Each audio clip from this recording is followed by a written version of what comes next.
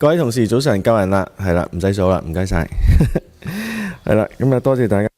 It's the appointed time, and we have a quorum. No need to do a quorum count.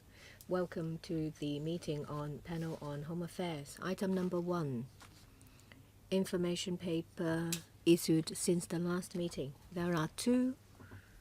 One is in relation to the Kai Tak Sports Park. It's a progress report supplied by the administration. The other one is the administration's response to a letter by Ms. Tanya CHAN dated the 12th of March.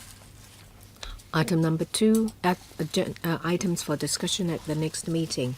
Please refer to the list of outstanding items for discussion and the list of follow-up actions. The next meeting will take place on the 27th of May, which is a Monday at 8:30 in the morning. The administration proposes 2 items for discussion. They are: 1, the Community Care Fund. The second one is the promotion of sports development in Hong Kong. This item has been requested by members for discussion for a long time. Any objections to these 2 items being discussed in the next meeting? Mr. Tony CHAN? It's nothing really. Well, when it comes to sports development, can we have a discussion about the Kai Tak Sports Park, because we have received a report, a progress report? Can it be included in the item for next time? You can ask the secretary when he comes in. Mr. Hon Tanya, Deputy Chair. In the last meeting, Mr. Michael Look sent a letter asking for a public hearing. Is it an appropriate time to discuss about whether to have a public hearing for this item? Well, let's see what the administration say in reply. Any other questions? It's just the case that members would like to have a wider scope of discussion. We can leave it to the secretary. We don't need to change anything here. Any objections? If not, that will be the items for discussion in the next meeting. Please invite the administration to come in to join us.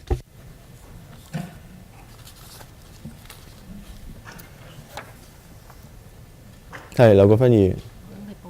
報定名啫 ，OK。Mr. Edward Lau, you just want to sign up to ask questions. 等個風答咯。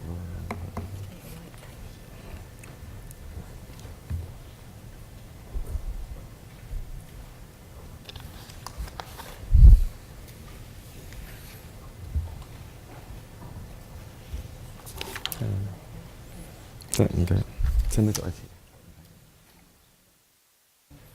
係早晨，局長。Good morning, Secretary. Before we start the 3rd item on the agenda, members asked 2 questions. First, on the meeting on the 27th of May, one of the items for discussion is promotion of sports development in Hong Kong. Mr. Tony CHAN asked that since there is a progress report of Kai Tak Sports Park, can question be asked in this regard? The Kai Tak Sports Park, it's a very important area of sports development in Hong Kong. Mr. Hon Tanya asked about when we can have a public hearing on sports development. Thank you. These 2 issues will be covered by the item in the next meeting.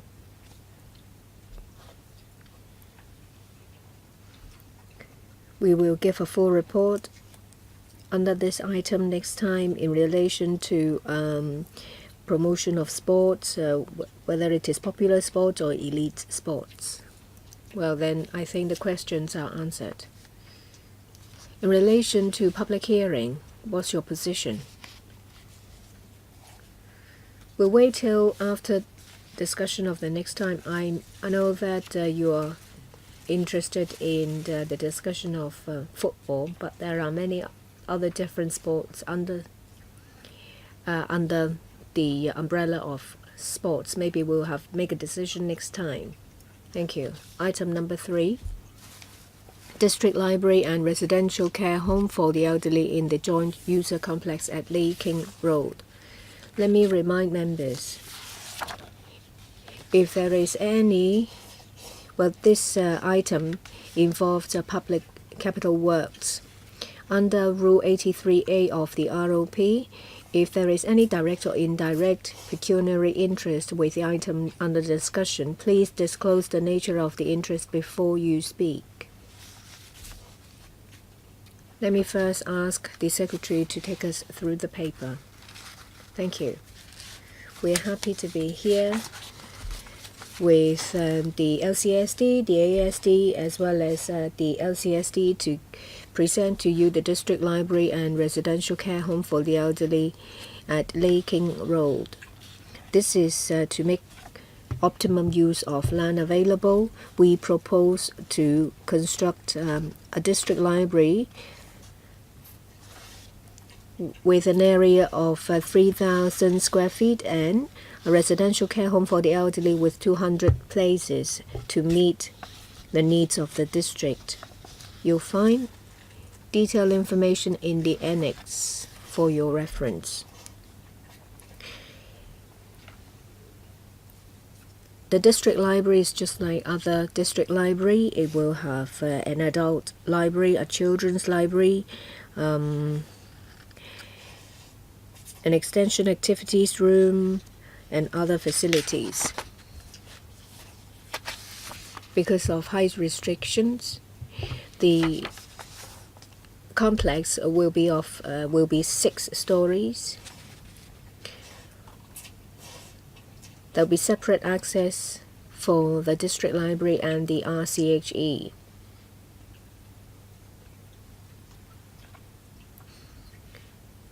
We hope that this item can go to PWSC so that the project can start at the end of the year. Well, Eastern District residents have been waiting for a very long time. Now I open the floor for members to ask questions. We have Edward Lau, UC Wing, Fernando Zhang, Michael Luk. 4 members have raised their hands. 4 minutes, questions and answers included. Mr. Edward Lau. The DAB supports this proposal. We have an aging population, so there is an increasing demand for RCHEs. In this complex, there will be an RCHE. We think it is worthwhile for our support. Apart from the separate entrance, are there any other ways to make sure that the uses will be separated? Because in the library you may find children running amok.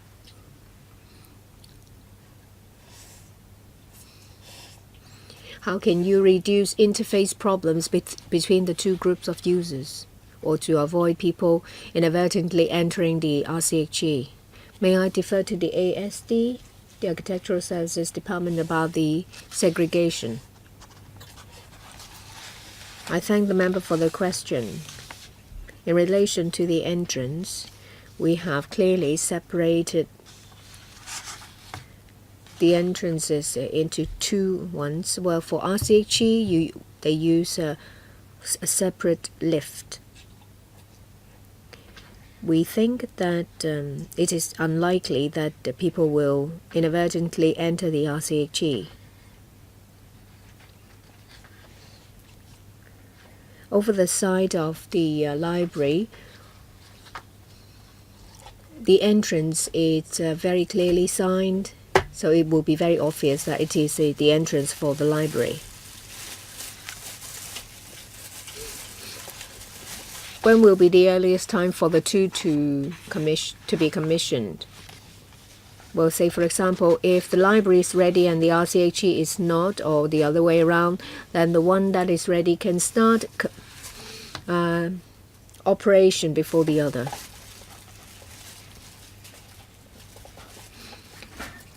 If everything goes well, if the project can start at the end of this year, we hope that the project will complete in 2020. The two departments will be ready. Soon as it's ready, it will start operation. We aim to start providing the services as soon as possible, whether it is the district library or the RCHE. Next, Mr. Yu Si Wing.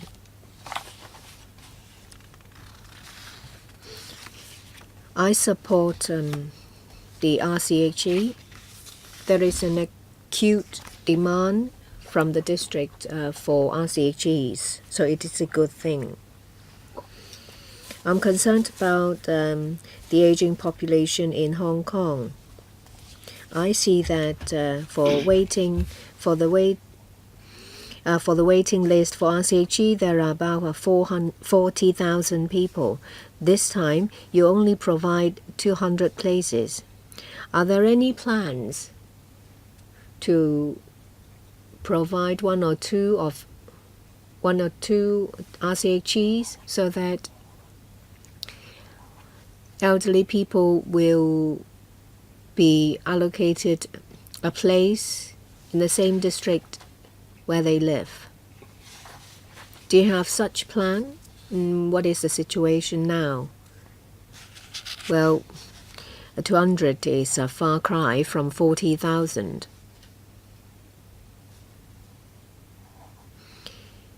What about a board place scheme? What is the percentage of board place vis-a-vis public ones? Here it says that they will take 23 to 25 months for the waiting time. Do you have any plans to shorten the waiting time? I defer to the SWD. This is one of the planned RCHEs. Well, we have about 30 RCHEs or various projects in progress at the beginning of the year. We hope to provide over 5,000 residential places, but it would take time, say more than a year or two to be completed. For the RCHE here in the Eastern District, it will provide about 200 places with 60% subsidized places and 40% non-subvented places. The lead time, it's, well, there will be some lead time. We will keep in view the demand. We will take stock in a year or two whether to keep the ratio of 60-40. Well, in the policy address last year and this year's speech, budget speech, in the coming 5 years, there will be 5,000 board places from the private homes. We hope that these various means will help to bring relief to the long queue on the list. Chairman, I asked whether the waiting time of 13 to 15 25th months will be effectively reduced by these 200 units. Chairman, we've adopted different ways to deal with the matter. The increase in number of places, of course, will bring relief, but it's hard to say how big the impact will be because the queue is rather long. Now you expect that there will be about 5,000 in various districts, and then you buy another 5,000 places. Well, if you cannot do any forecast, you at least should have a kind of estimate. And can you provide us with an estimate with aging population, with building RCHEs and buying places? What is your plan? was, well, we will make reference to the point of view of members, but I cannot give him a definite time at this moment. Next, Dr. Fernando Cheung. Well, they certainly cannot give an answer. I really don't know how many places you can provide. You only say 5,000 units in N years, and the queue is more than 40,000 people waiting. Mr. Yu has asked a good question, but he has no plan. And the CE is just keep lying. She said 0 waiting time. That's a joke. In the Eastern District, there was a tragedy. The elderly Mr. Wong was unable to care for his wife and therefore killed his wife and then turned himself in. That was indeed a tragedy. And then 2 days ago, in Ngau Tau Kok, an elderly man slept with the corpse as his wife for a month. If you want to help the elderly, you should provide units for elderly couples, as mentioned in the letter by the District Councillor Mr. Mack. At present, there is no such arrangement. Elderly couples, there are about 15,000, 150,000 elderly couple families, i.e., more than 300, about 300,000 elderly people are involved. So shouldn't you bring some relief to them? Chairman, if I may add, as for those who are applying for subsidized RCHE, they have to go through a central register and a queue. They have to go through a medical examination. If an elderly couple in choosing RCHE places, if both of them are qualified, they can join designated RCHEs. They can choose to go to the same RCHE. But if they do so, they may have to wait for a longer time because you have to wait for the designated RCHE to have adequate spaces available for the couple. So the fact is that there is none, and therefore you treat them as 2 individuals, and then 2 individuals are qualified, and they are then putting in the same queue for the same RCHE. If you got a place in the RCHE, you have already won Mark 6 lottery, and you ask both of them to win Mark 6 lottery. That's asking for the impossible. You really need to improve the design of the RCHEs. You have not thought about it. And the subsidized RCHEs have units for male, places for male and female residents, but they are separated. But you know, the couples want to live together, and there is no such design. And that's a problem. And you just ignore the problem. Have you heard the people's view? You don't need to repeat today's policy. I'm fully aware of it. But the present-day policy cannot deal with the elderly couples' problems. So shouldn't the RCHEs consider a new approach? The SWD. Now, with regard to subsidized RCHEs, the design is to care for those who cannot care for themselves physically. They are not specifically designed for elderly couples to live together in the RCHEs. I refer to those who are qualified, that those who are eligible, rather. Yes, I've heard his view. Thank you. Next, Mr. Lok. Thank you, Chairman. My question is on land use and planning. I think we've all agreed that we should have multiple uses for the same space. And there are only 6 stories in this joint user building. In the consultation process, have you considered adding more places? There are only 200 places for the elderly. Are there different views in the community? I think they have made full use of the plot ratio. But have you considered raising the plot ratio, adding more dormitory spaces?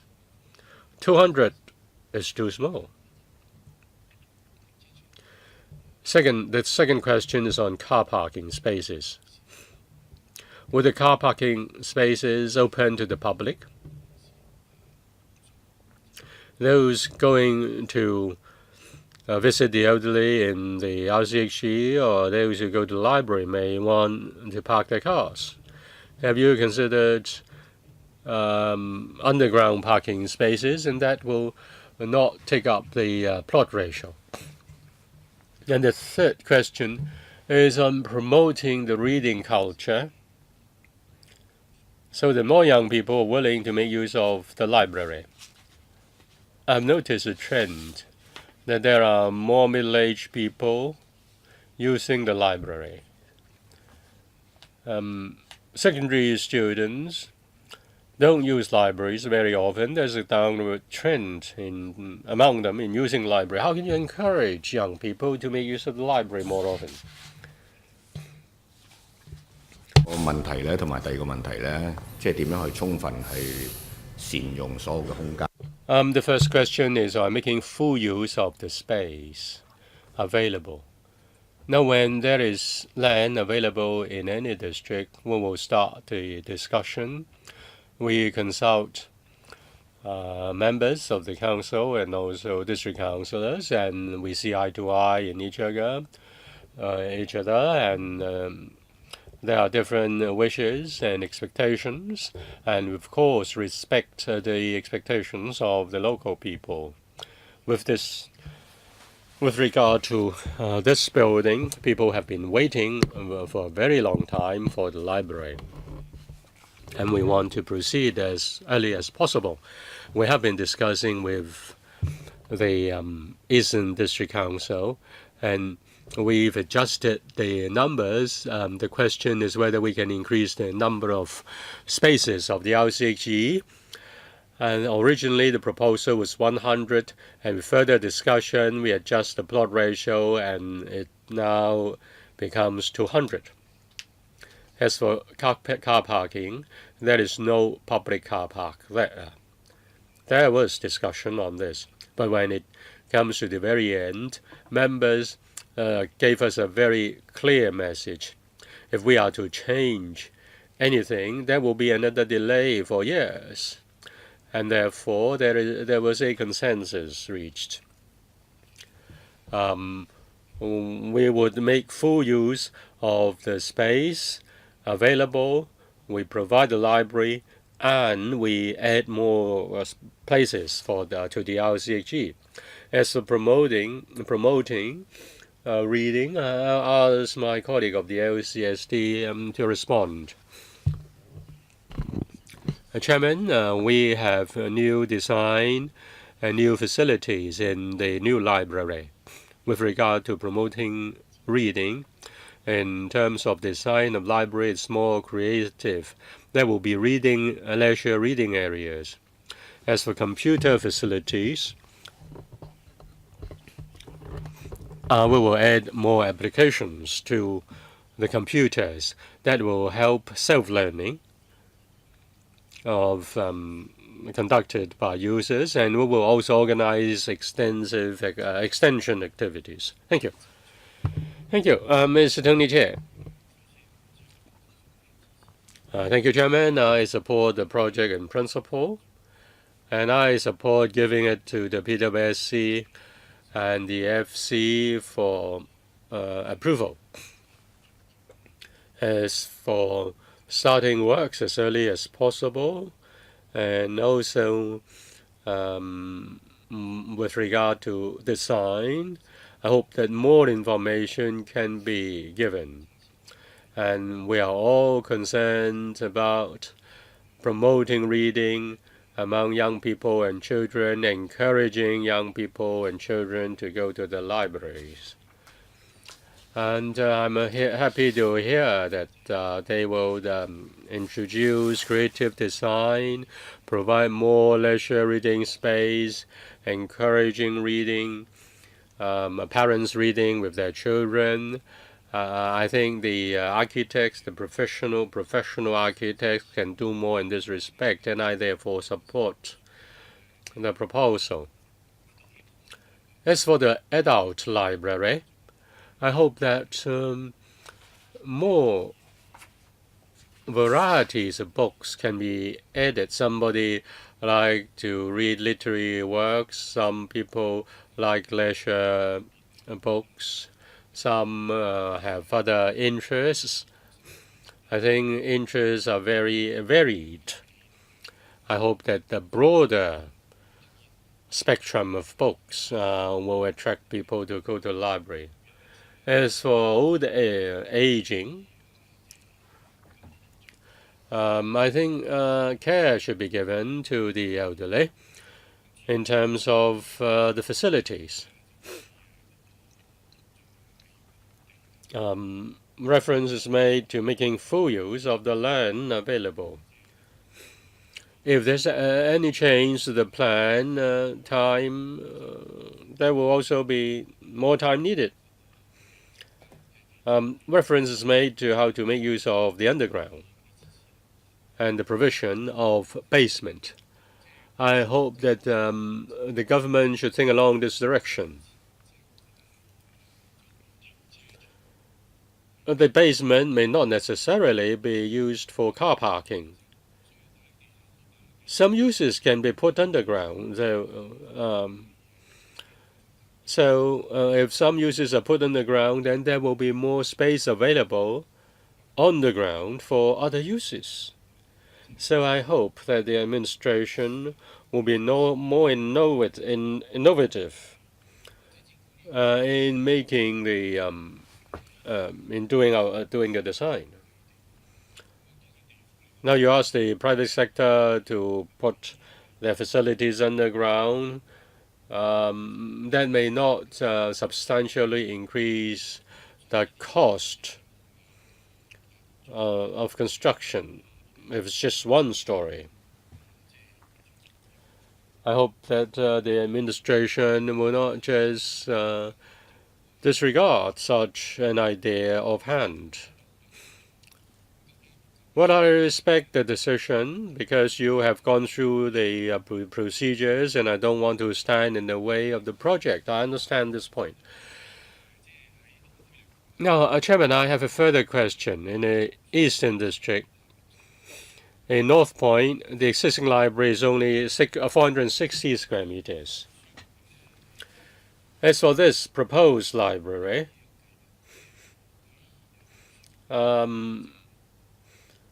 after it has been opened, will you try to improve upon the existing library?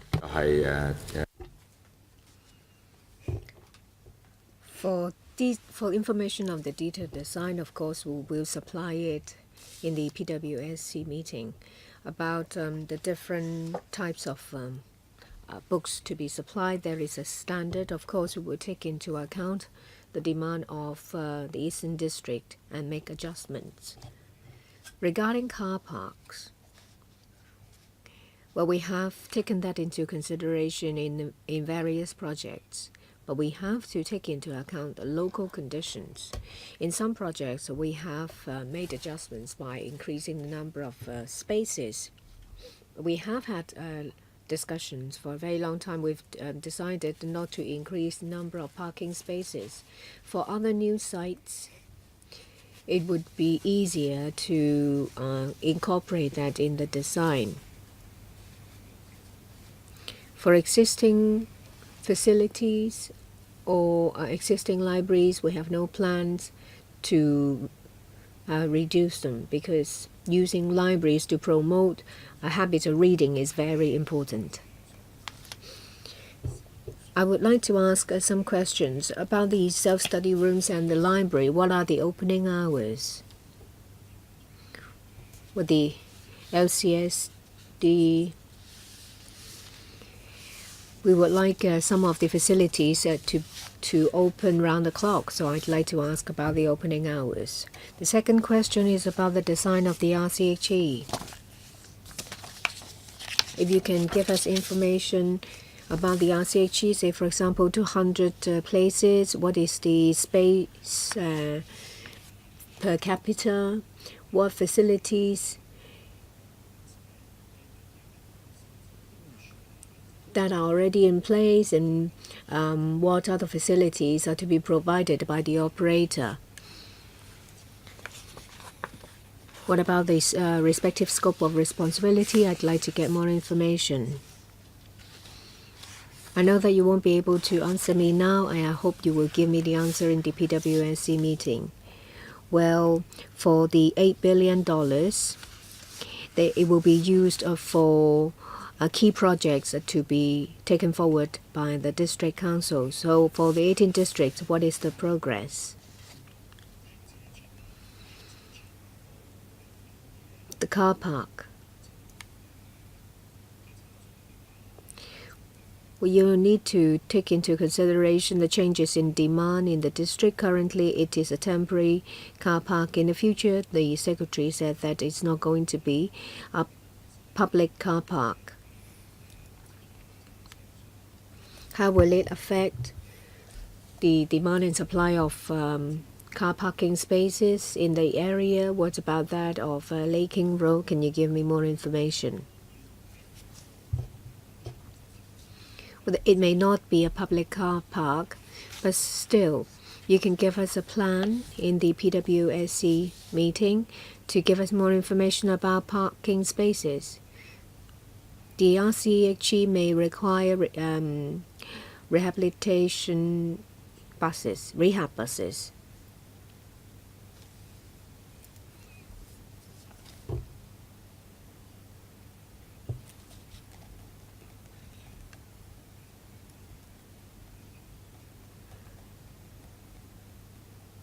Apart from the opening hours of the library, there is a new book. There is a lending and returning machine at the library because we will use a technology, so it will enable round the clock borrowing and book drop round the clock. It is a better use of space.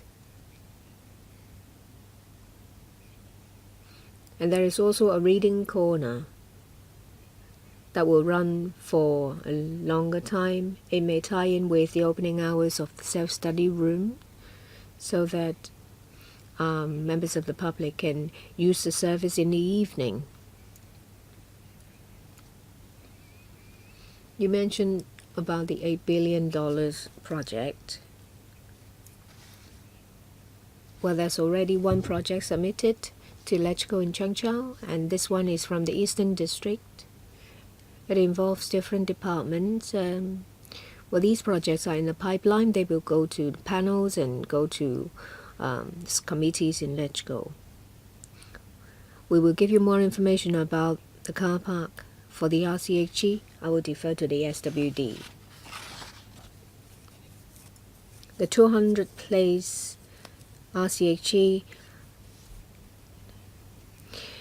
GFA is 2,058 square meters. It was set according to the schedule of accommodation.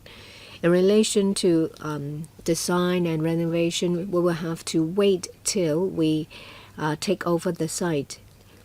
It will be an empty room, and we will apply for funding from the lotteries fund.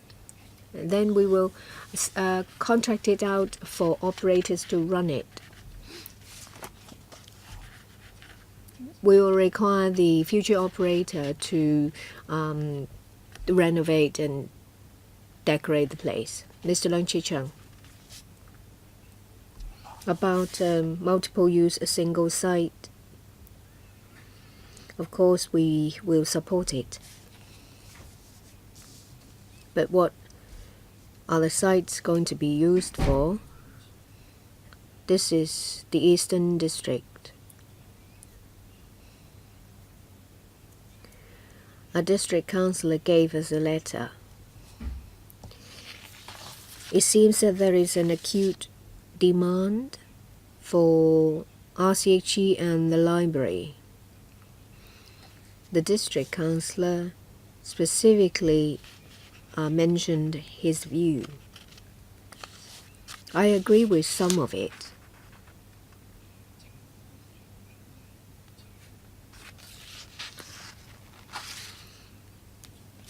Currently, the Hong Kong PSG is a district library for every 200,000 people, which is rather outdated.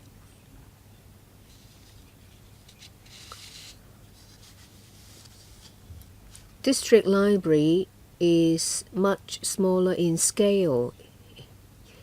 It can't be compared with the central library.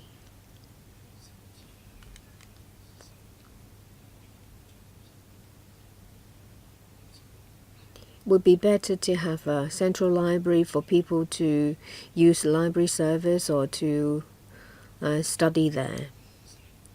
It's not the case that people think there is not enough libraries in the Eastern District. It's just that it's too small. That was just about 400 square meters. Well, 600,000 people, there should be 3 libraries.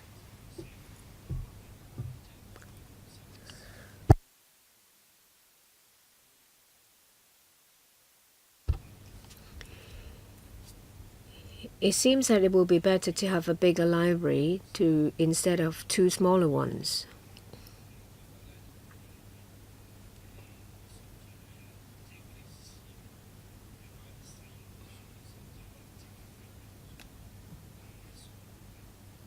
It would be better for residents to go to smaller libraries that are closer to them, but if they want to get more information, it will be better for them to go to a larger library. I asked the LCSD to review the current library policy, whether they should adopt the old standard of district library for every 200,000 people, or are they going to have a central library or a bigger library, use it as a landmark? It's not the case of just meeting the requirement. Well, 500,000 people, then we will give you 3. I think they haven't put their hearts into it. They're only going through the motion. So will the LCSD review the library policy, including facilities?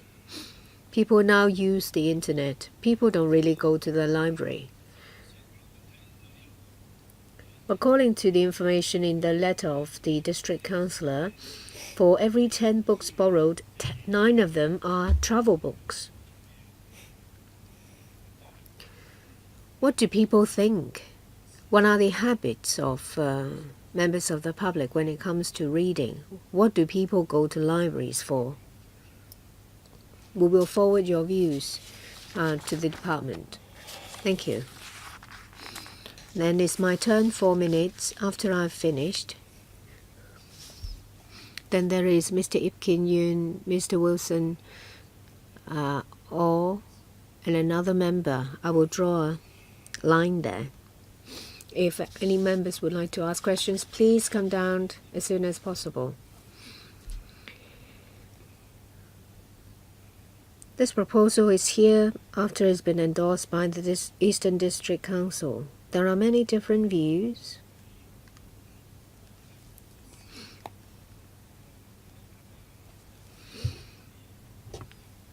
But no matter what we say, the administration said that anything else will delay the project. But it's not the problem. But it's not the question that the government don't have money. Why don't they use more money to provide better services? We've just been to Shanghai. There was a Binjiang development with 9 kilometers square. The authorities are willing to provide an additional 4 levels. Not all of them are parking spaces, but at least they are aware that land is of value. They are more willing to do something underground. In comparison, the administration doesn't have the determination to improve land use. We're rather disappointed. But it mentioned in the paper that the North Point Library is small. That's why in LegCo Road they propose a bigger library. The North Point Public Library is closer to Fortress Hill. So we're talking about 6 MTR stations away. North Point residents say that the library is too small for them, and now that you give them another library, but it is in LegCo Road. Residents are not happy because instead of doing something about this small library, you give them another library far away. The third point is about the parking at the car park. At the very beginning, when a decision was made to put it in, perhaps not much thought was given into it.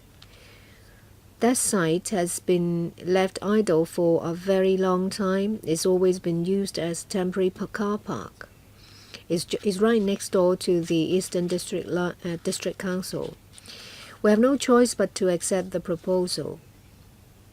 Is it the case that the government refuses to increase number of car parking spaces even though they have the choice? In a way, this will aggravate the problem of the district. If you're talking about an underground car park, you are the district council of the district. You must be alive to the fact that there has been a lot of discussions in different districts. If that is feasible. As I said, that there are different projects in the pipeline, not just those from the LCSD, but projects of other departments. They will take into consideration whether to include a car park. That said, they have to take other factors into consideration, particularly the conditions of the district. To us, the views of the district council is very important. You mentioned about libraries of different sizes. It's difficult for us to provide a district library, a library of medium size for every district. But if you say that Eastern District as a whole, we have met the standard. I ask the clerk to draw a line. Next, Mr. Wilson Orr. Thank you. I fully support this proposal. I've always said that when it comes to projects that benefit the district, they should come to us as soon as possible. I heard that they started asking for it in 2009. It's been 9 years. It's too long. And it comes at last. I hope that the Bureau should consider projects which are not controversial and are related to people's livelihood. Can several items be put together for our discussion? Because time is running out and we have very heavy workload. And there's a need to listen to the views of people, and I hope the administration will group non-controversial items just like libraries, civic centers together and then bring it to the panel for discussion in a lot. I also support multiple use of space available. Putting libraries and RCGs together is innovative, and I hope that more can be done.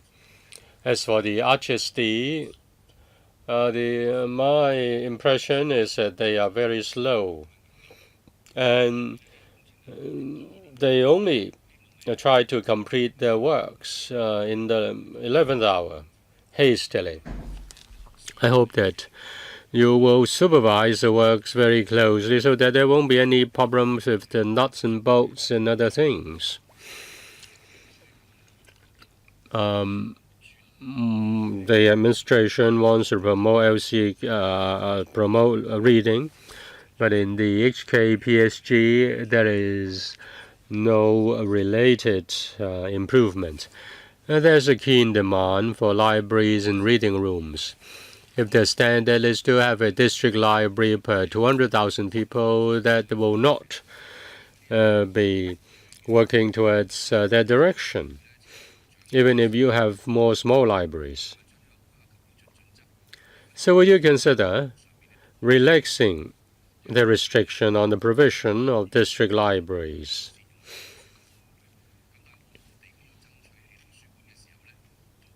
When we ask for libraries, we face different challenges. We were told that the population is not enough. Now you set the threshold at 200,000. Will you reconsider this number and lower the threshold? The Secretary. On the first question, we have been discussing this item for a very long time. It is hard to come by when this item is put before the panel. There are different demands. There are different calls. And we also have to spend a lot of time on raising the number of space for in the LCHG from 100 to 200. And there was another discussion on underground parking. If members approve the proposal, will go straight to the PWSC and FC. But there is a huge backlog in the PWSC. So it really depends on the LegCo if we can start the project this year. So I really hope that the project can go ahead ASAP. Well, we will keep on reviewing our plans and we will take into account members' advice. Ms. Ip Kin-yuen. Concerning the Laking Road joint user building, it has provided quite a number of possibilities in terms of providing a library and also a LCHG. There should be innovative thinking. The point raised by Dr. Cheung is valid. What about elderly couples if they are to be accommodated in the LCHG? You still have several years before the complex is completed, so the internal design can be further considered and improved. With regard to population, in view of population aging, there is a need to take into account elderly couples who are living in LCHGs, and their needs should be met. And I appreciate the letter written by Mr. Mack, the Eastern District Councillor, and he has made quite a number of new proposals, saying that he referred to libraries. And I visited Helsinki, a new library. It is very special and very big. There are very innovative designs in different parts of the world with the library. With regard to the library, how can we attract people to use the library, like a library, and use the library to raise the quality of reading of the community? Many good ideas can be generated. Now, just now, the LCSD colleague has touched on that. She referred to new applications to be added to libraries and also leisure reading area. But what about the extension activity area? Are there innovative designs? Since you still have several years to go, can you be more innovative? Can you be more courageous in your design so that the space can be made better use of? Maybe the LCSD can supplement in this area. Yes, I asked my colleague to respond. With regard to building the new library, members may refer to 3A facilities. Now there will be self-help machines, self-service reservation, pickup lockers, dispensers, multifunctional self-service kiosks, so on and so forth. These are innovative designs. Our FID technology is used so that people can pick up and return their books round the clock. As for the use of space, members may refer to the plan. There is an entrance from Leaking Road, and also it is an access to a reading room. On the ground floor of the library, there's an exhibition area. If the opening hours are the same as the reading room, then some books can be put there to be loaned out to the readers. This will facilitate the lending and borrowing of books. On the first floor, there will be a multimedia spaces equipped with computers. As for the children's library, there will be reading area for parents to read with their children. Thank you. Well, in terms of design, in very new libraries, they are more attractive. People are attracted to the library because of the design. Well, I think we are far from that. Next, Mr. Kwong. Well, I want to speak on the LCHE. There will be 200 places. Can you tell us the details and also the arrangements? Mr. Mack, the district councillor, has made a very detailed proposal. So if you can speak more on the overall arrangement for the LCHE. Yes, on the LCHE.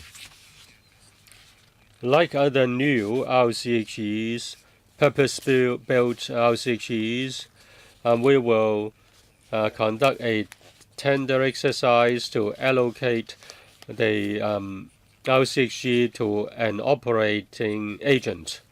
And then the agent will be responsible for the design and the fitting out. The 200-place LCHE will adopt a 60-40 ratio. That is, 120 places are subsidized, and then the rest are non-subsidized places. And we will monitor the situation and assess the needs and make suitable adjustments if necessary.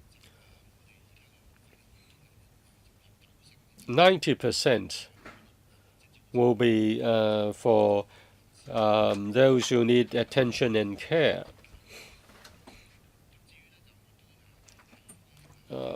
They infirmed, and more care will be given.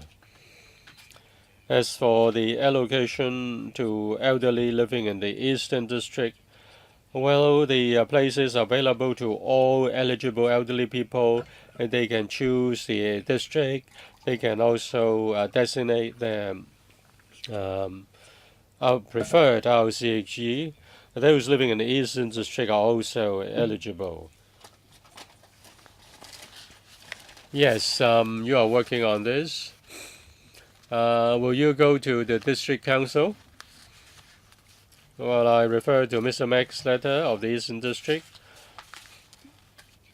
I think, will you continue to say, talk to the Eastern District if there is on any progress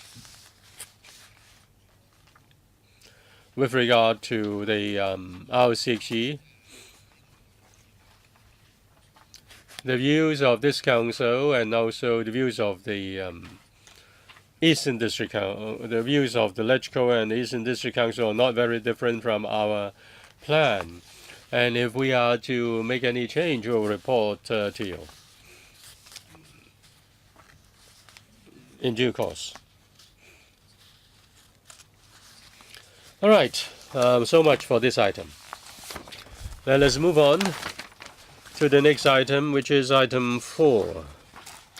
I am reminded by the clerk that whether we should put this before the PWSC. There is no objection, so we do it.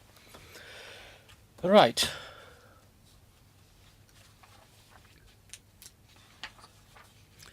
The Secretary, would you like to wait for the Director?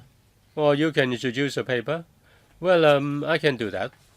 Okay, then let's move straight into the item, and that is item 4, use and management of public open space managed by the LCSD. The Secretary, would you please introduce the paper? Thank you, Chairman.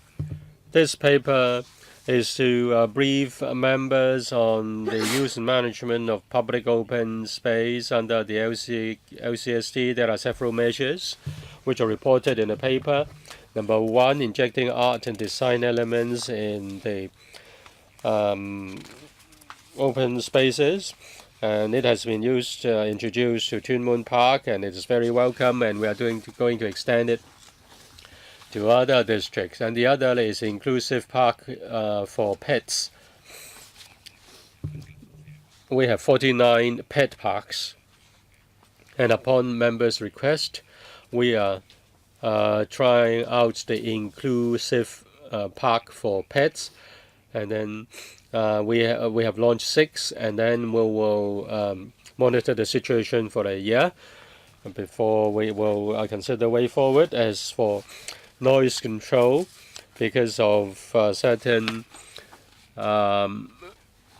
inadequacies, we cannot enforce the law, and we have made a proposed amendment so that residents nearby, upon making a complaint, will be the basis for us to take enforcement action, and we hope that can be done within this year.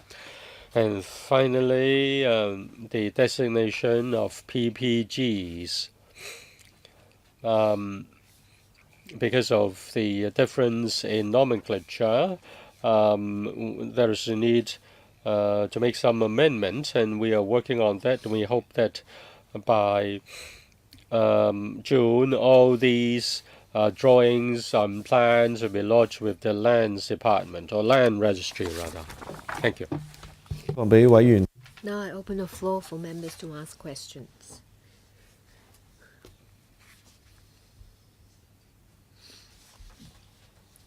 Mr. Tien, you'll be at the end of the queue.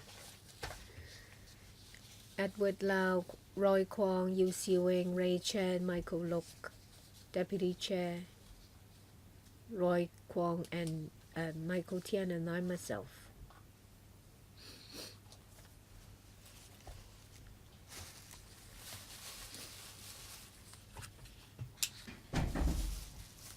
Five minutes, questions and answers included. Mr. Edward Lau, the DAB supports the amendment of Section 25 of the pleasure grounds regulation. Lots of people complain that there are dancers and singers using loudspeakers to perform. Some of them even receive rewards. In Tuen Mun Park and Hoi Sam Park, residents nearby are subject to the nuisance because of the inadequacy of the legislation. Park managers and residents can't act as witnesses. So in the past, only 2 cases have resulted in a conviction. This amendment will enable LCSD staff members and nearby residents to become witnesses in the prosecution case. I'm sure that this will facilitate prosecution. We agree with that. I'd like to ask the administration, well, we support your proposal. Now, but how do you define nuisance?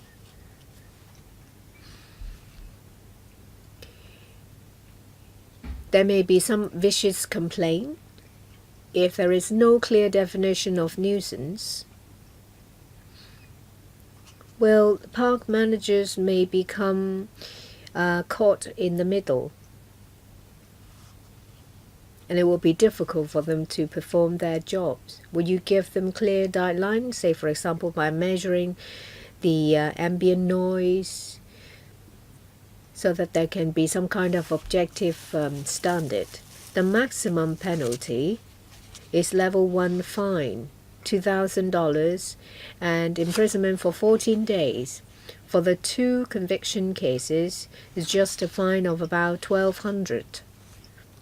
As I said, that well, there is a culture of giving rewards to performers. Some performers use musical instruments or not loudspeakers to perform. They receive surely more than 1,000 or 2 every day as a reward. Will the LCSD consider enhancing the level of fine, say for example to make it progressive if it's a repeated offense? Will there be a blacklist? Under the regulation, there is a provision to empower the LCSD to evict certain people from the parks. Even after the amendment, I still have reservations about the deterrence, but at least it's one step forward. Secretary, I'll defer to the Director. About noise control, we would use a multi-pronged approach. As the member said, this legislative amendment is a step forward to enhance our evidence collection and deterrence. We keep an open mind as to whether we will take another step forward. We will discuss with the Department of Justice as to what we can do under the existing legislation. About the definition of nuisance, we hope that there will be a more objective criteria. Say, for example, the measurement of noise. Under the noise control ordinance, we will follow the guideline. We will measure the ambient noise, and then we'll measure the noise from the nuisance. We will use devices to measure the noise. We will also use display panels to help with the performance of duty. There are a number of offenses that warrant a level 1 fine. As to whether for certain offenses the penalty should be enhanced, we will seek the views of departments. We will also gauge the view of the public as to whether there is a need to enhance the penalty. Currently, we don't have a blacklist. Of course, in relation to repeated offenders or problems that are persistent, we would take further action. But this is more controversial. We will have to talk to the DOJ to see if law enforcement is allowed under the existing ordinance. Section 32 for pleasure grounds regulation states that you have the power to evict people who have breached the regulation. So would you use it to target recalcitrant offenders? Mr. Roy Kwong, good morning. I can't tell if my microphone's on. Well, about noises in parks, it was difficult to manage because of the cumbersome prosecution process. Well, users of the park will have to feel that they are that there is a nuisance, and they will have to act as witnesses as well. I think this time is a step forward. I'd like to ask the administration, how do you define nuisance? Because, well, it may be a beautiful song to one, but something that is grating to the ear to another. Do you have sufficient manpower to deal with it? I am a bit concerned about the lack of manpower. Are you concerned that the pressure is shifted onto park managers because they have to initiate prosecution and they have to act as witnesses? It may put pressure on them psychologically. Director, the definition of nuisance.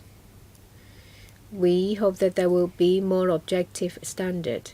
For noise, under the Noise Control Ordinance, there are some guidelines that will help define noise. We will take reference of these guidelines and formulate our own to enable frontline law enforcement officers as well as those who are present to make a decision.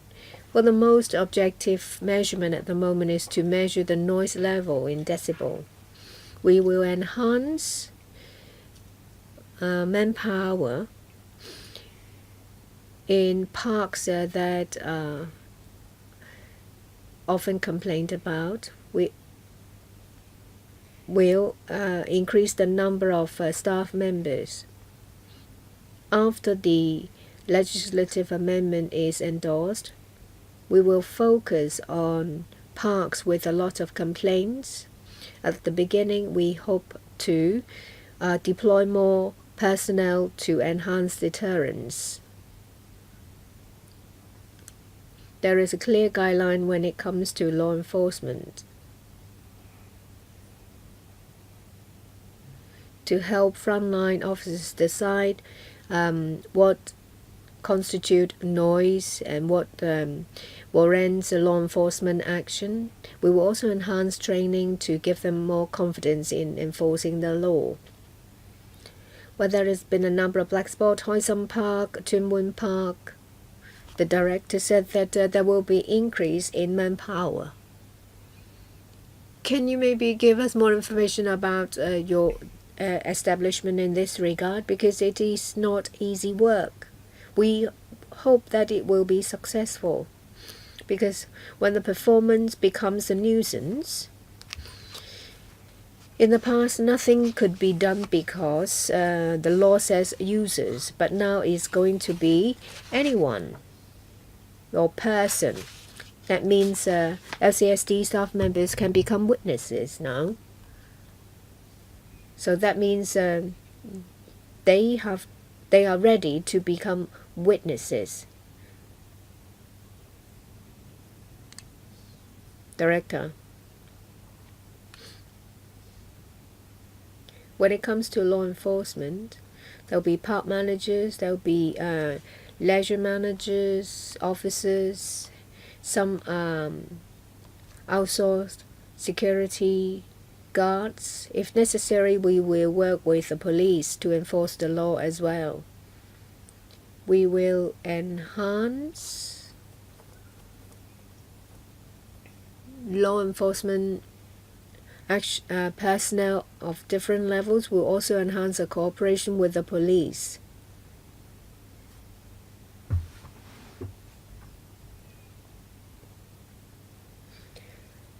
The member expressed concerns about our law enforcement action, about the officers' knowledge. We will enhance training. We will also take reference of successful conviction cases.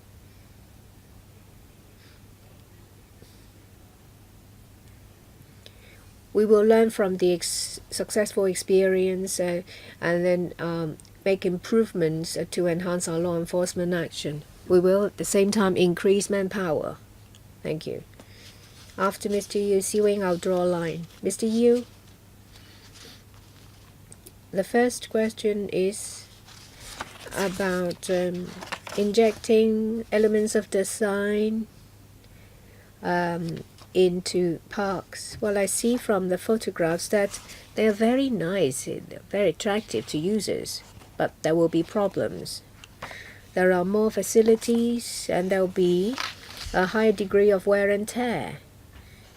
Without maintenance and repair, it will be another eyesore.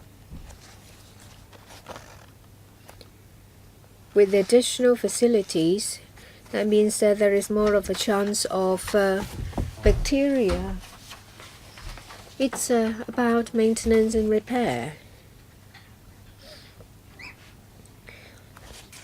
Well, will maintenance and repair be enhanced? Will there be increase in expenditure? What do you do with the budget? The second question is about nuisance. You now propose to change the term from user to person.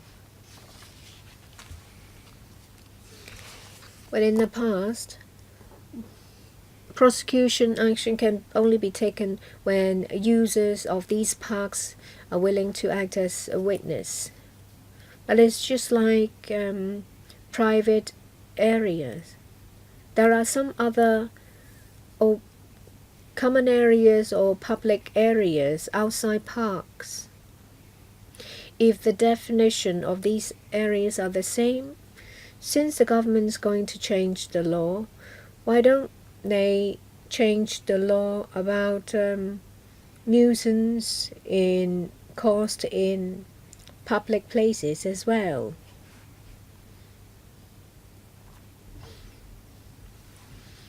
I heard that the fine is 2,000. For public area is 10,000. Have you taken that into account? You have separated the two because of some reasons, perhaps? Can you tell us? In relation to the first question, to the incorporation of design and art elements,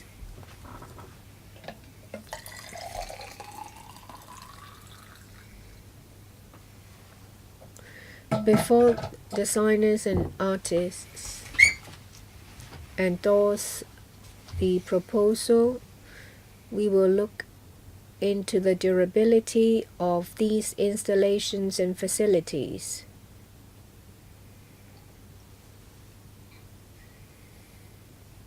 We take that into consideration in our selection. We're aware that there will be additional work of maintenance and repairs. Say, for example, in relation to the Seats Together initiative, we require the artist to provide 3-year guarantee so that at least for 3 years the facilities are kept at the same level. Should there be any damage or like discoloring, repair will be done. And we will also use replacements to repair and maintain the facilities. The park keeper will conduct inspection, will do maintenance and clean the facilities. It's just like what we do with the arbor, seats, benches. They will be maintained and repaired at the same time. If extra funding and manpower are needed, we will provide additional resources under normal arrangement to ensure that we will maintain our amenities up to a reasonable level. As for nuisances and annoyance, in our public pleasure grounds, the law covers noise, nuisance, and other nuisances. In public pleasure grounds, if there are offences, they will be considered according to the present law. In terms of law enforcement, we made reference to the noise control ordinance, and if the circumstances allow, we can also adopt additional law enforcement measures, if need be, according to public opinion and according to the advice of the DOJ. We may propose to adjust the penalties. Ms. Chan CHAN, Chairman, I want to follow up on noise nuisance in the parks. Now, before the amendments, that is under the current situation, the most difficult point is that the witness has to be the user of the park, but the complainants are residents nearby. And therefore, when it comes to getting a witness to witness before the courts, there is difficulty. Now, the paper also mentioned what the administration is doing. One is to designate an area for singing and similar activities, and there is also joint enforcement with the police. Under what circumstances will you do that? And can you give us some examples? And the law requires that the witness to be a user of the park. Now, if a warden, a park warden, observes a certain situation, can he take action? Or even if there is no complaint by residents? And for fine, if the fine is just $2,000, after you've amended the law, after you've gone through the motions, and then after going through the court process, the $2,000 is a small sum.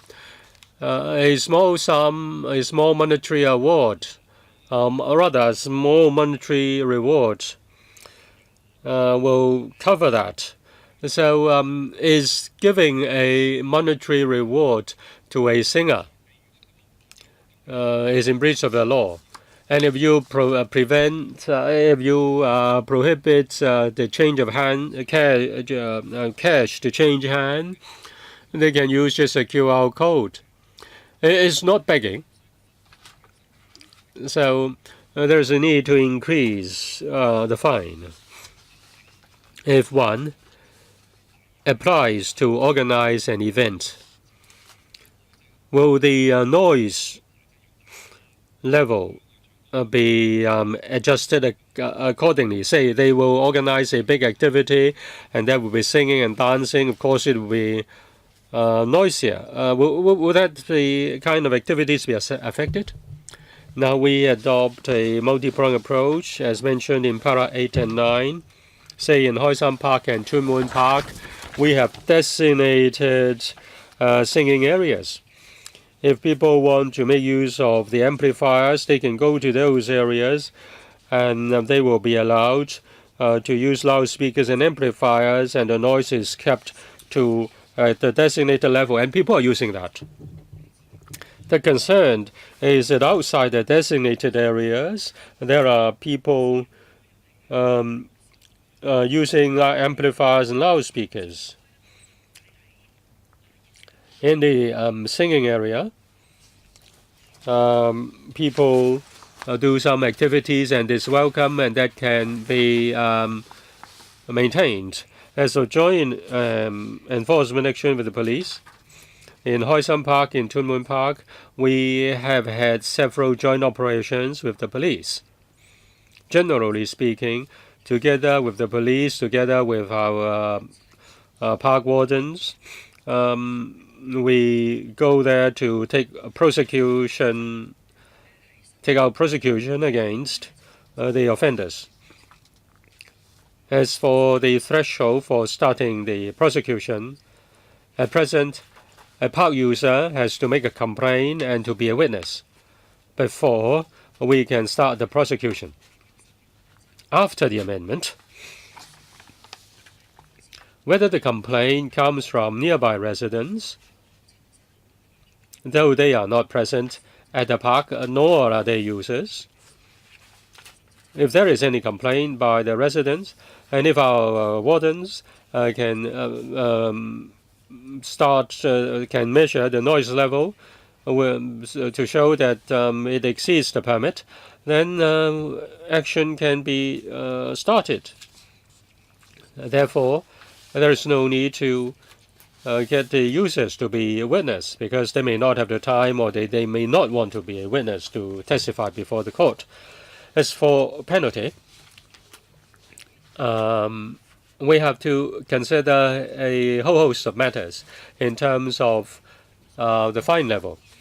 We need to consider many factors. As for giving a monetary reward, if you are hawking in a park, if you solicit for money, as a crime. But some members of the audience take the initiative to give some monetary reward or licence to the singer. We've sought legal advice, and the advice is that that is not the crime. So even if we amend the law, we may not be able to deal with that situation. We really hope to strengthen our enforcement through amending the law. Thank you. Thank you. Now, since we have a quorum, I want to deal with the motion. Otherwise, we may not have enough member to deal with the motion. Mr. Lau Kwok Wai Fun has moved a motion, and then seconded by Mr. Cheng Wing-sun. So, Mr. Lau, would you please introduce your motion? Thank you, Chairman.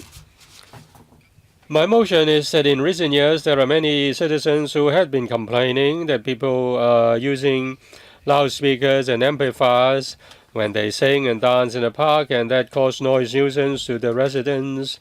It's a serious problem, and also monetary rewards have been given to these performers.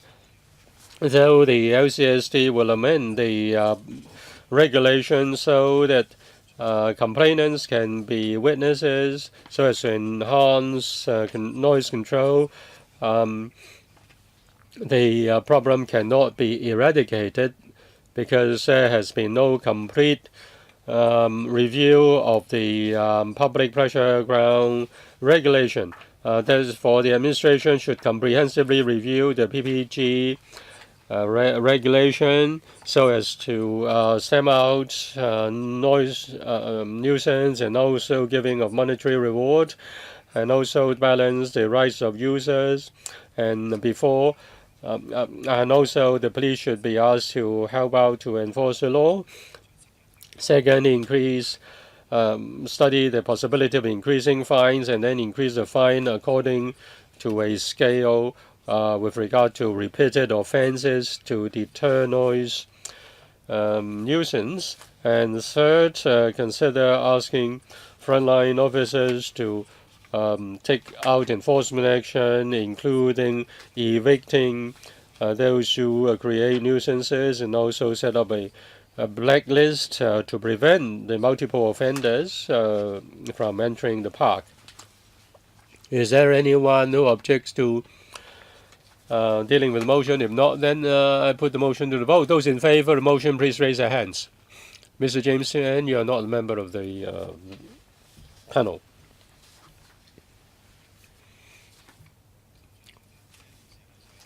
Those against, please raise their hands. Those who abstain, no. Thank you. 8-4, the motion is carried. Mr. Look, then the speakers are Mr. Look, Mr. Tian, myself, Claudia Mo, Cheng Wing-sun, and Chi Chang.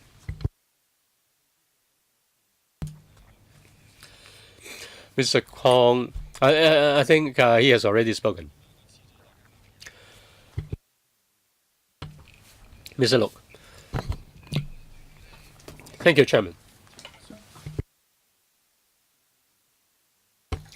There was an enforcement problem, and it's good to plug the loophole. I just want to confirm this. Apart from allowing a person to be a witness instead of a user to be the witness, there is no other change to the law.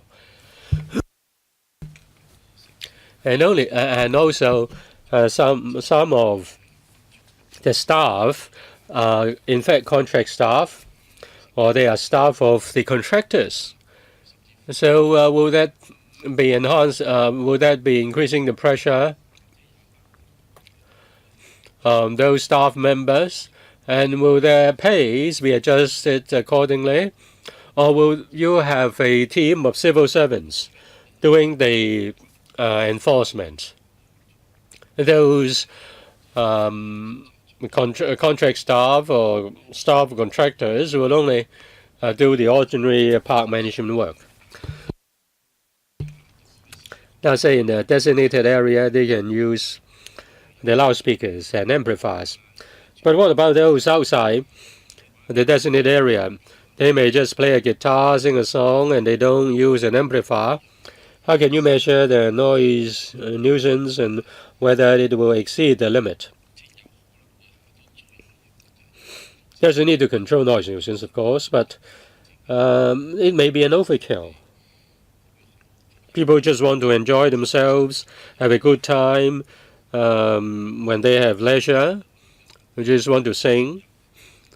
And if somebody who has sensitive noise makes a complaint, then the normal activities in the park will be therefore hindered. So how can you balance the various interests and rights?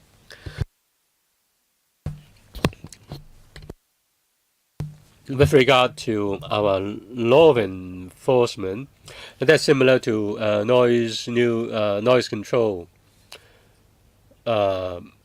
We make reference to the noise control ordinance and then standards set by the EPD. That's objective. The amendment is to help the production of evidence. We will handle the complaint when there's a complaint or when our staff members observe certain irregularities. Now we need, if we have the need to enhance our monitoring, then we will positively consider that. As for those who are qualified to prosecute, we will get the LCSD staff to conduct the prosecution. In other words, if one has to go before the court to give evidence, then it will be done by the staff of the LCSD.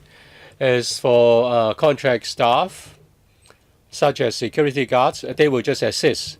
They will try to persuade, and then they will try to maintain order. But when it comes to collection of evidence, that will be done by the LCSD staff or civil servants.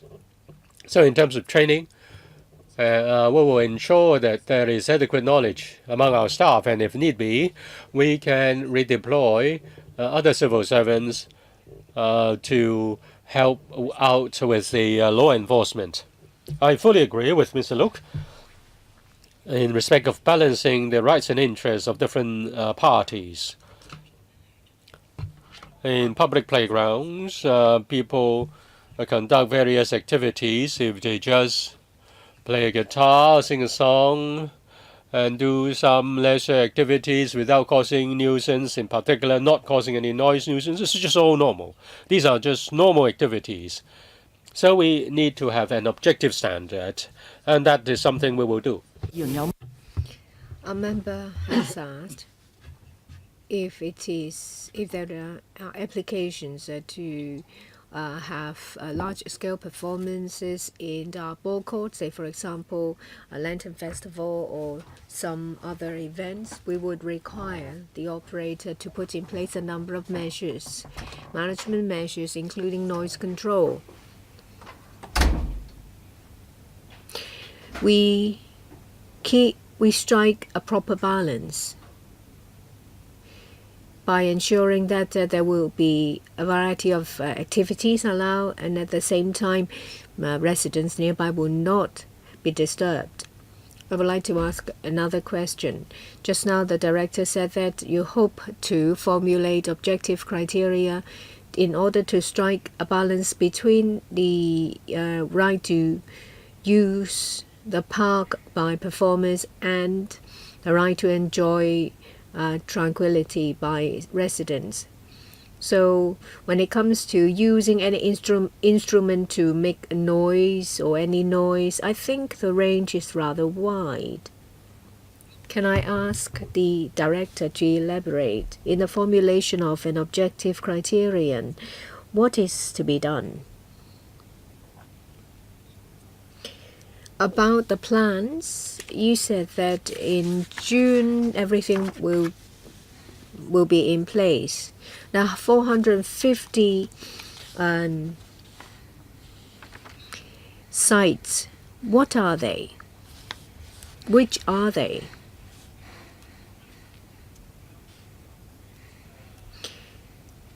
Do you foresee any legal challenges? Say, for example, someone has been penalized in the period when a plan has not been deposited.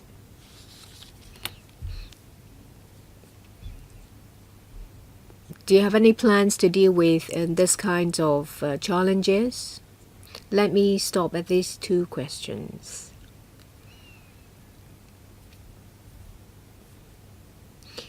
As I said, when it comes to defining noise or annoyance, we have drawn reference from the objective criteria set down in the Noise Control Ordinance. We will make use of equipment to show everyone as to whether certain activity has breached the regulation. What we hope to do is to provide ourselves with more flexibility in the collection of evidence about the deposit of plans. As explained in the paper, well, there is a minor inconsistency between the English and the Chinese version. We would rather put law enforcement or prosecutions on hold. Well, smoking is hazardous to health. Smoking in parks will also be hazardous to other people's health. We would advise people not to do so. Is the Lands Department that prepares the plans? We have enhanced liaison with the Lands Department. A lot of the plans have been deposited. We are confident that the majority of the plans will be done on time. We will liaise with the Lands Department if we encounter any problems. We haven't made any announcements as such because currently it's a doubt. It's not the case that it's clear cut that that people have not broken the law. It's just that we have suspended law enforcement action. More and more plans are deposited. So if we make any announcements, what we say as to the content of the list may not be updated because, well, what we have decided to do is to be pragmatic by depositing as many plans as possible in order to clarify the situation. From the information we have, there are only few prosecution cases. If the public, members of the public would like to challenge their case, they can just follow the legal procedure. We have discussed it with the DOJ. Well, you make reference of the Noise Control Ordinance. Very often it's been criticized as having too high a threshold. You said that your staff members will also deal with testimony in court.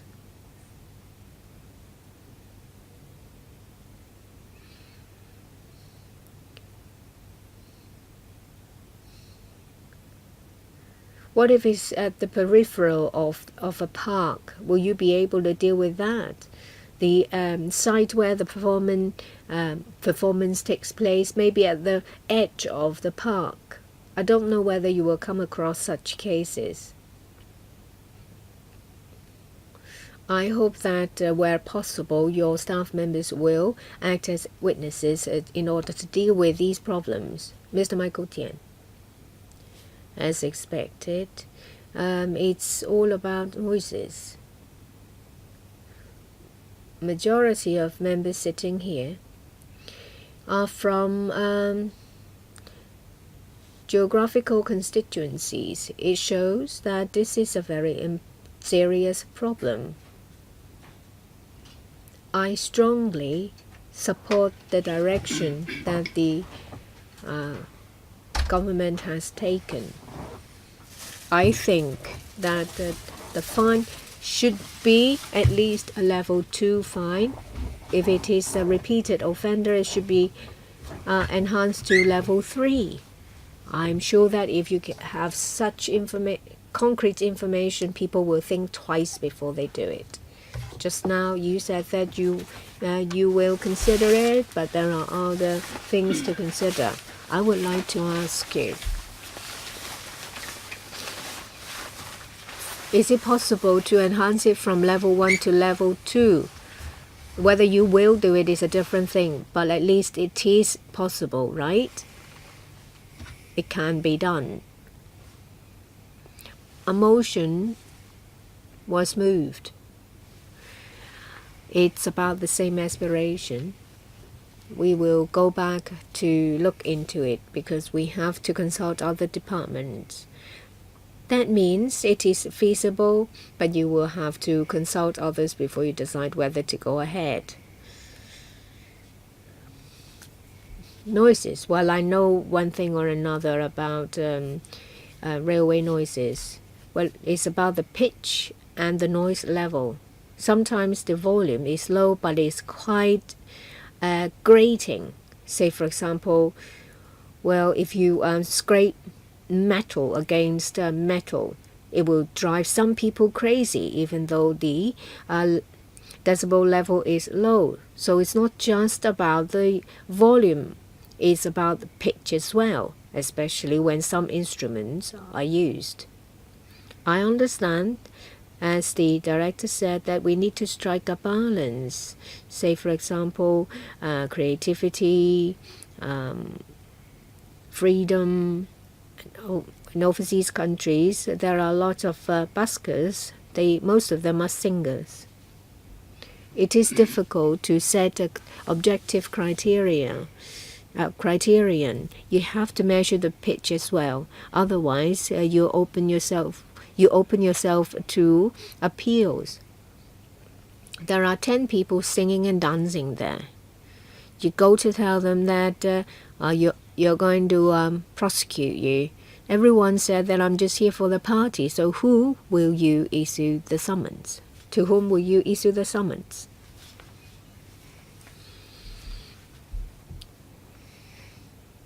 The party to be prosecuted.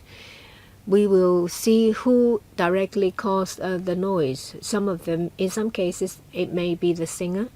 In others, it may be the person using amplifiers to play music. But the person playing that may not be the person who owns it. Maybe it's done under the instruction of others. It may be quite chaotic. How do you decide who to prosecute? We will look at the circumstantial evidence.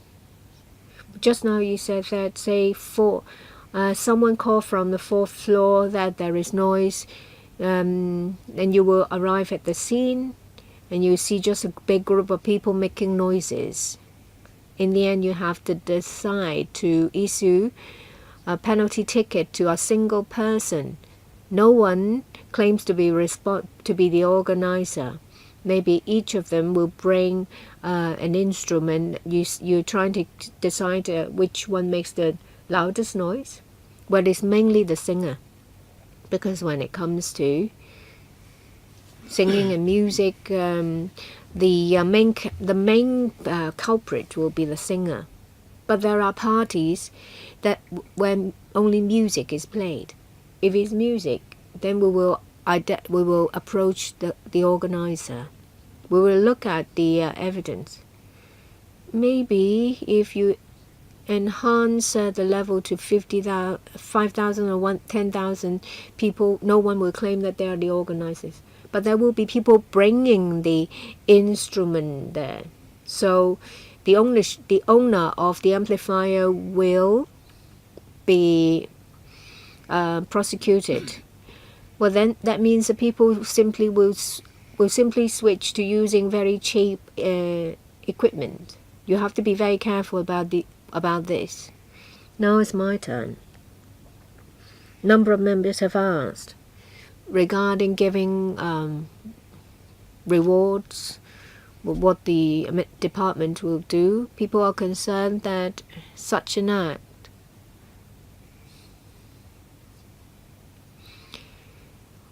will make the performers more enthusiastic. It will also make them more competitive. About the 450 sites where plans have not been deposited, we would like to know more about the situation. It's been a month or so.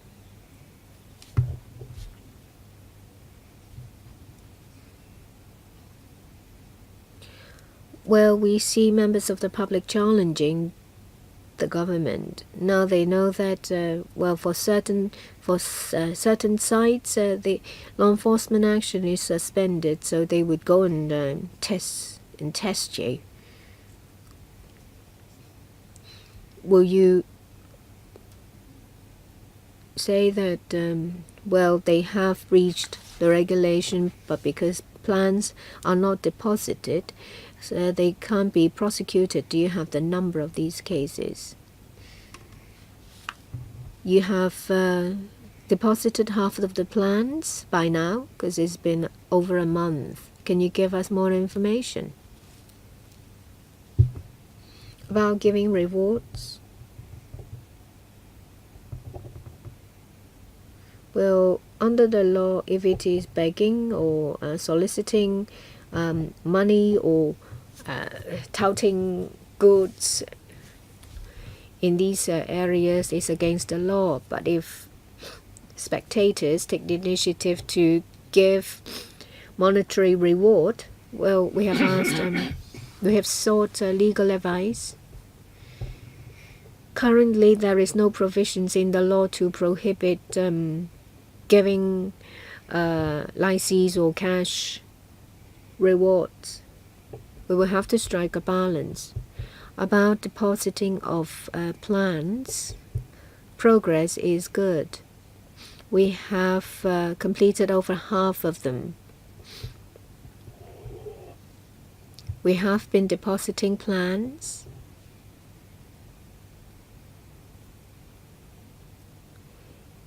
We will complete the last leg of the work as soon as possible. Say, for example, administrative work.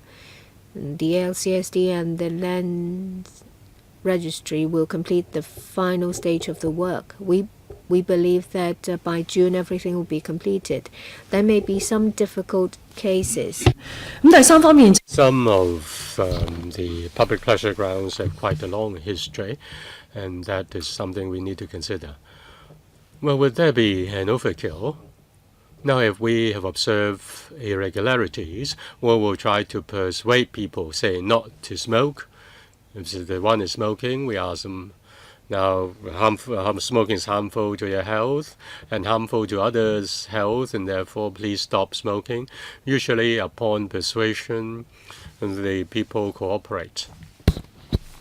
There is no number to indicate that because of the prosecution is withheld simply if we do not want to, if there is any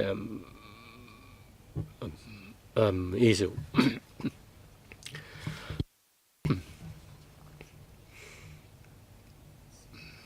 Many people will conduct activities in public pleasure grounds apart from singing. They may want to dance. They may also dance. They may also do some exercises. The design of the parks may not have such facilities. Say, for example, greater space for such activities. There are many planters, and therefore people are forced to conduct, say, morning exercises in very constricted places. I hope that in the future, more consideration can be provided in terms of providing more space. Say in North Estate, there's a public housing estate in North Point. It has now been turned into a luxurious apartment, but there is still some public open space in front. I hope that whether it is for the developer to develop in the public open space or it is a park by the LCSD, I hope that more space can be provided for people to do exercises. Next, Mr. Ma Fung Kwok. Yes, thank you, Chairman.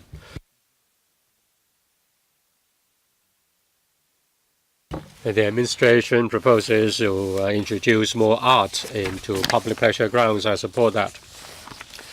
The LCSD manage very large number of public open space.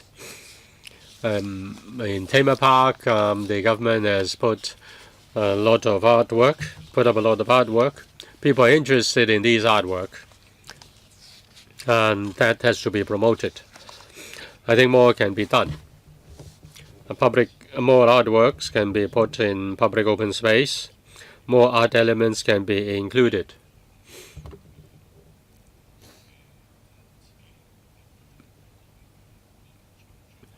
Even the tiles can have different patterns.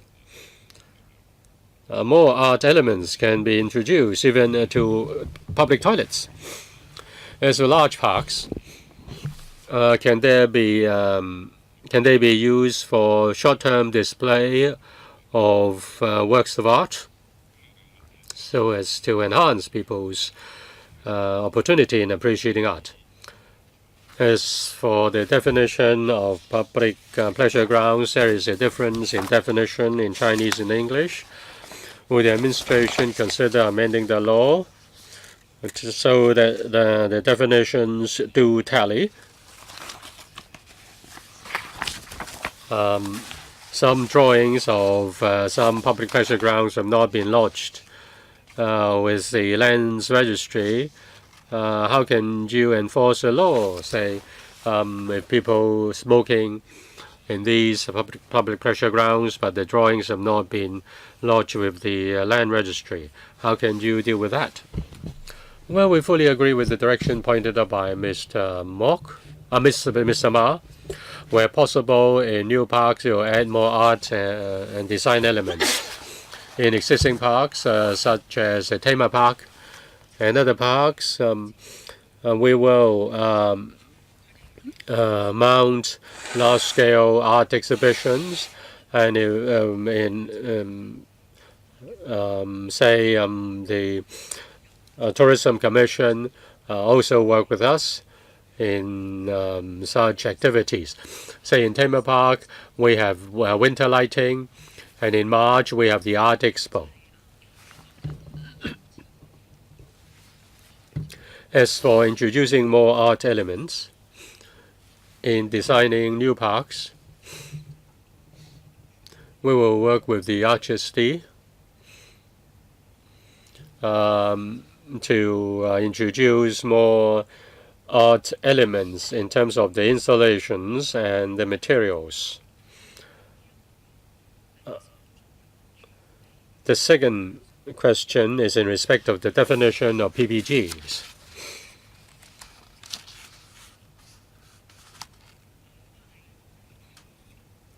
That's a piece of law with a long history. Now, there are discrepancies in the definitions, but we adopt a practical approach, and that is to deposit the drawing as quickly as possible. And then we will also add the PPG, the names of PPG to Schedule 4 as quickly as possible. We've adopted a medium to long-term approach with the land registry. Before the park is open to the public, we'll deposit the drawing so that there will not be any law enforcement vacuum. As for whether, for the question of whether the delay in depositing plans cause enforcement difficulties, as I said, with regard to cycling in the park or smoking in the park, usually will persuade the persons causing doing these things, and there is no evidence that there is any problem with law enforcement because the plan has not been deposited. Before I draw the line, 3 members want to ask questions. And after I've drawn the line, 3 have raised their hands, and I can only give them 1 minute each. Ms. Claudia Mo. Thank you, Chairman. It's about noise nuisance in the park. Obviously, there's a need to amend the law to target at the dancing and singing by the ladies. But the fine is too low. The director has pointed this out very clearly. If you don't ask for money, if you don't hold a pen in your hand and ask for money, and if people just give you IC, there's no law to stop that. But that's just common sense. If the fine is just $2,000, but the IC can be more than $10,000, probably, then what's the deterrent effect as far as the fine is concerned? I don't expect a reply now, but I hope you will consider raising the fine to, say, for example, $10,000. And only then can it become a deterrent. The second point is, when you persuade them, they switch off the amplifier, then everything is settled, and we hope that they will not come back after an hour. But what about the subject of prosecution? You will prosecute the singer. How many professional, say, professional singers, sopranos, altos, or tenors? Or for those who looks after the amplifier or the loudspeakers, would you prosecute them? Now, if you can enforce a law on site, can you confirm who's the person in charge of the performance? If nobody comes up, if nobody owns up, then will you issue a ticket to each and everyone who performs or looks after the equipment? If circumstantial evidence can confirm who is the source of the noise nuisance, then we will prosecute the one who is the head. And if it's a whole team, then we will try to prosecute the whole team if no one claims to be the person in charge. Well, of course, you hope that the one is will come up and say, I'm the officer in charge, I'm the owner of the company or manager of the company, say, or a certain association. If no one owns up, then will you prosecute each one individually? The director? Yes, we consider this. Well, I don't want to waste your time. I've asked my questions. Will you consider, say, taking video recording? We certainly have equipment to measure the noise, and also we take video records. If need be, we can use our CCTV system. We will make use of all equipment to get the evidence. So you may prosecute the whole team if necessary. Correct. Next, Mr. Chen Wing-sun. There are many complaints against groups singing in the parks causing noise nuisance. In Hoi Sun Park, there are many complaints. So I urge the Bureau to amend the PPG regulations so that residents and also staff of the LCST can be witnesses to assist in the enforcement. There are people who complain that the amendment is not strong enough. The onus is put on frontline staff, that's one concern. And the second concern is that the penalty is too lenient. Will you consider enhancing the penalty or imposing greater restrictions? Say, for example, no amplifiers of above a certain size will not be allowed to be brought into the park. And will there be a scale of fines for repeated offenders? As for Hoi Sun Park, can there be a pilot scheme to deal with serious cases in Hoi Sun Park? The LCST Chairman, thank you. We will enhance training of frontline officers. We will give them support. We will deploy our manpower to assist our frontline staff to enforce the law. As for penalty, I've already said that with an open mind, we have no intention to amend the law, but there are several things which we have to consider. If there are repeated offenders, we may not prosecute the person once. If one does commit several offenses the same day, then we will issue several tickets to the same person on the same day. And we do not rule out the possibility of amending the level of fines, that is, raising it from above level 1.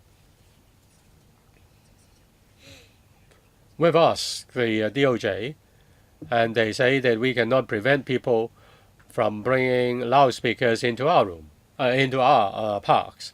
As for Hoi Sun Park, which is a black spot, we have the intention to enhance manpower and enhance law enforcement action, and by bringing more equipment to measure the noise level and use video recording and CCTV system to do the recording, and we'll add more manpower to enhance law enforcement in Hoi Sun Park. We will work with the district council and the district councillors to find a solution. Let me interrupt you by 5 seconds. I will extend the meeting to 10:45.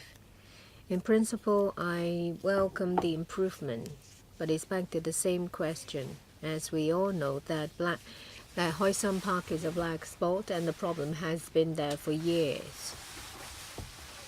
Where you can increase manpower or put in place additional measures to deal with the situation. Thank you. Next, Mr. Leung Chee-chung. Thank you.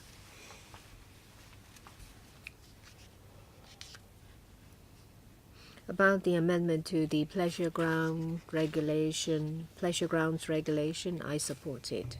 Just now there was motion by Edward Lau. I support that as well.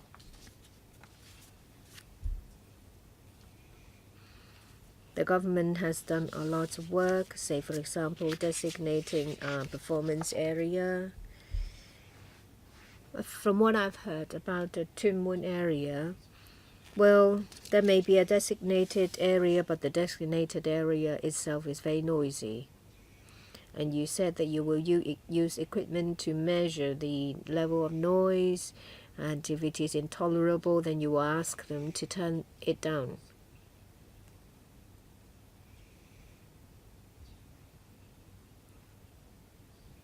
Apart from the noise level, well, when police officers go to a residential premises to deal with noise from a domestic premises, they will just use their common sense as well. It may be subjective,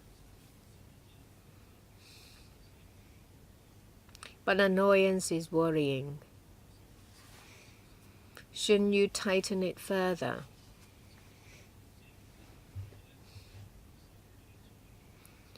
But it says under the law that, well, unless with your authorization, amplifiers cannot be used. I've been visiting parks in the morning.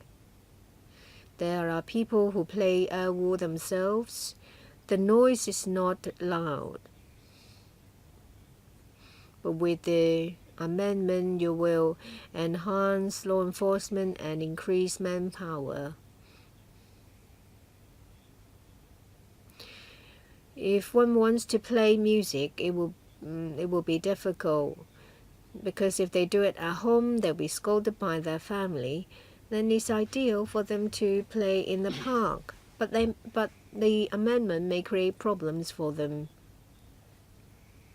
Can there be designated areas for people like that to have a choice?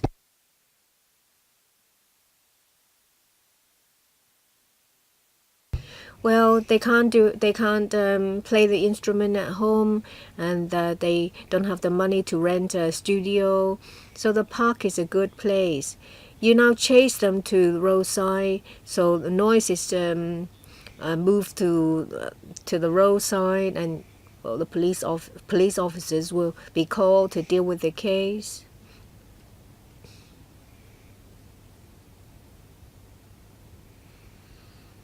This group of people may think that society that doesn't care for them, and they may have some negative sentiment.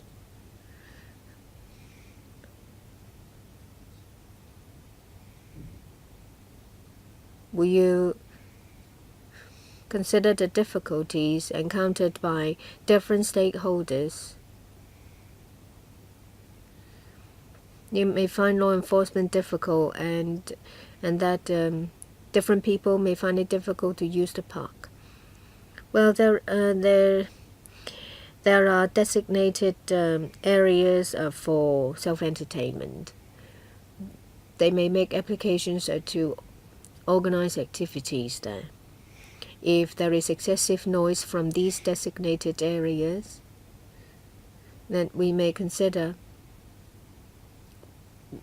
we'll ask them to make use of, say for example, screens, so that there won't be annoyance created to others.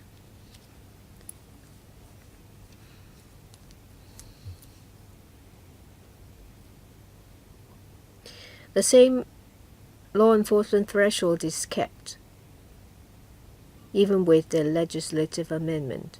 We will make use of equipment to measure the decibel level. We will also draw reference from the noise control ordinance. We try to make everything objective, because it will be good for our frontline officers as well as the parties involved, because there is something to based on. This will reduce the chance of dispute and will be conducive to harmonious use of the park. Well, if some entertainment activities take place, including the use of instrument, if it is not excessive, is allowed.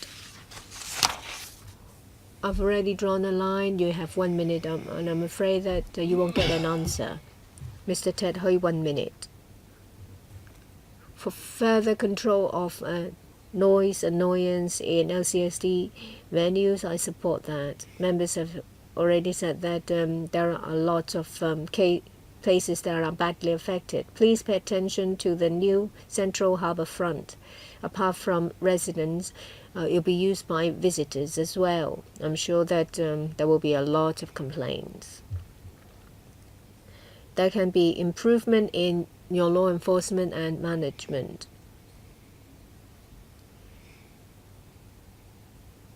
It seems that your park keepers are rather strict when it comes to cyclists or people who use skating boards, but regarding noises, they are rather lenient. For new Central Harbour Front, will you consider designating them at different users at different sessions at different places, because there are visitors, not just local residents using the area? Mr. Andrew Wen, for Yuen Long, Tin Shui Wai and Tuen Mun, these parks are hard hit. I share Mr. Leung Chee Cheung's view. You have to do something about the benchmark.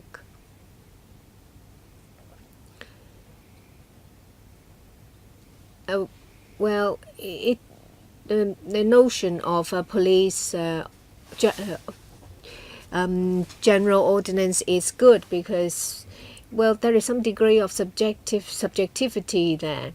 Well, as long as you don't cause annoyance, people will leave you alone. So there is a judgment call. I hope that you won't set a benchmark and it will be too calcified, resulting in organizations not being able to get an approval if they want to do something in the park.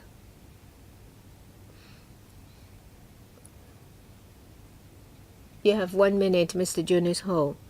Well, apart from pets, noises in parks, I would like to talk about bicycles.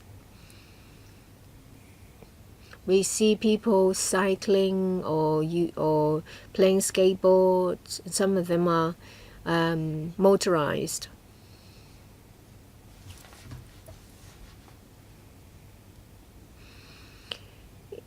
In certain respect, you can relax your regulation. Say, for example, a speed limit. Of course, there are problems with who is responsible for accidents, but we try to be as open as possible so the youngsters can enjoy the site. Please have it on, put it on record. That's the end of the session. The last one is any other business. Any other business? No? Meeting adjourned. Thank you.